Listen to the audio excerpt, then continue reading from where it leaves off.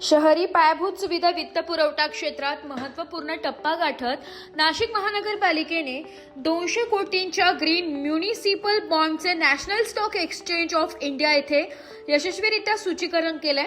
महाराष्ट्रातील कोणत्याही शहरी स्थानिक स्वराज्य संस्थेकडून जारी करण्यात आलेला हा पहिलाच सार्वजनिक ग्रीन म्युनिसिपल बॉन्ड इश्यू असून नाशिक शहराच्या शाश्वत विकासाच्या दिशेने हे एक ऐतिहासिक पाऊल मानले जाते।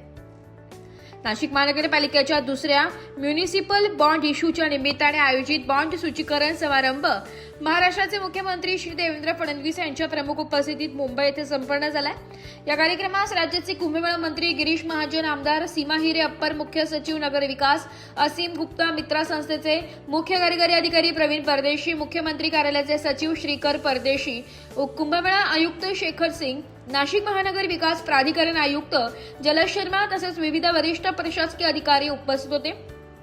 या सोहळ्यास नाशिक महानगरपालिकेच्या महापौर सौ हिमगौरी आहेर अडके, उपमहापौर विलास शिंदे, स्थायी समिती सभापती मच्छिंद्र सानप, आयुक्त सौ मनीषा खत्री, अतिरिक्त आयुक्त करिश्मा नायर तसेच नाशिक महानगरपालिकेचे अधिकारी व नगरसेवक मोठ्या संख्येने उपस्थित होते। या उपस्थित मान्यवरांचा सन्मान नाशिक महानगरपालिका आयुक्त सौ मनीषा खत्री व अतिरिक्त आयुक्त करिश्मा नायर यांच्या हस्ते करण्यात आला। या म्युनिसिपल बॉन्डच्या सार्वजनिक इश्यूला गुंतवणूकदारांकडून उत्स्फूर्त प्रतिसाद मिळाला असून हा इश्यू 5 पटांहून अधिक ओव्हर सबस्क्राईब झाला आहे। यामुळे नाशिक महानगरपालिकेच्या वित्तीय व्यवस्थापनावर तसेच शहराच्या दीर्घकालीन विकास क्षमतेवर गुंतवणूकदारांचा वाढता विश्वास अधोरेखित झालाय।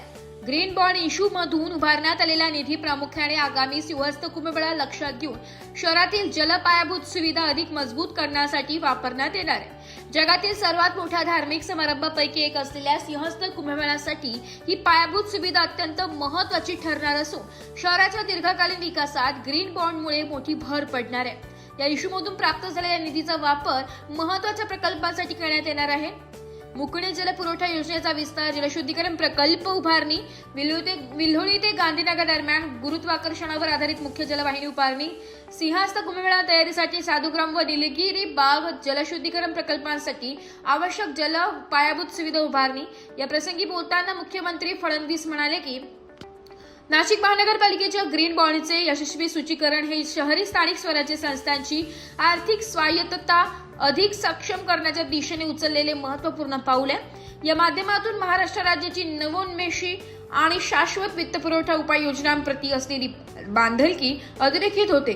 सिंहस्थ कुंभमेळ्यासाठी जागतिक दर्जाच्या पायाभूत सुविधा उभारण्यास या उपक्रमातून मोठी चालना मिळेल। तसेच नाशिक महानगरपालिकेने ग्रीन बॉन्ड सूचीकरण प्रक्रियेत राज्यात पहिला क्रमांक पटकावल्याबद्दल समाधान व्यक्त करत नाशिक विकसित शहरांच्या यादीतही अग्रेसर राहील असा विश्वास त्यांनी व्यक्त केलाय। या बॉन्डमुळे केंद्र सरकारकडून जाहीर केल्या जाण्यानुसार अमृत इन्सेंटिव्हमुळे मनापास 20 कोटी निधी प्राप्त होणार आहे। याचबरोबर केंद्र शासनाच्या UCF अर्थात अर्बन चॅलेंज फंड करिता हा प्रकल्प पात्र झाला असून त्यामुळे मनपाच्या या ग्रीन बॉन्ड निधी उभारणीला बिनव्याजी कर्जच मिळणार आहे। नाशिक महानगरपालिका आयुक्त मनीषा खत्री म्हणाल्या की ही बॉन्ड सूचीकरण प्रक्रिया नाशिक शहरासाठी अभिमानास्पद आहे। ग्रीन बॉन्ड म्हणून उभारलेला निधी पर्यावरणपूरक व शाश्वत पायाभूत सुविधा उभारण्यासाठी वापरण्यात येईल। याचा लाभ शहरातील नागरिकांसह सिंहस्थ कुंभमेळा दरम्यान नाशिकला भेट देणाऱ्या लाखो भाविकांनाही होणार आहे। या बॉन्ड इश्यूचे lead manager AK Capital Services Limited यांनी या ऑफरिंगच्या संरचना व व्यवस्थापनात महत्त्वपूर्ण भूमिका बजावली आहे। नाशिक महानगरपालिकेच्या लेखा विभागाने सखोल अभ्यास करून ग्रीन बॉन्ड सूचीकरण प्रक्रिया यशस्वीपणे करण्यासाठी विशेष परिश्रम घेतले असून याबद्दल मुख्य लेखा व वित्त अधिकारी दत्तात्रय पाथरोट व त्यांच्या संपूर्ण टीमचेही अभिनंदन करण्यात आले।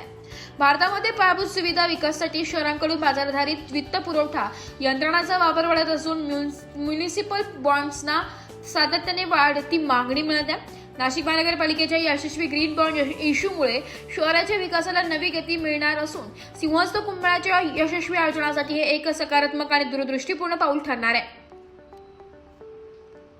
याशिवाय चालू आर्थिक वर्षात नाशिक महानगरपालिकेचे हे दुसरे म्युनिसिपल बॉन्ड सूचीकरण ठरले। तसेच त्याच आर्थिक वर्षात खासगी प्लेसमेंट आणि सार्वजनिक इश्यू या दोन्ही मार्गांनी म्युनिसिपल बॉन्ड्स जारी करणारी नाशिक महानगरपालिका ही देशातील एकमेव शहरी स्थानिक स्वराज्य संस्था ठरली।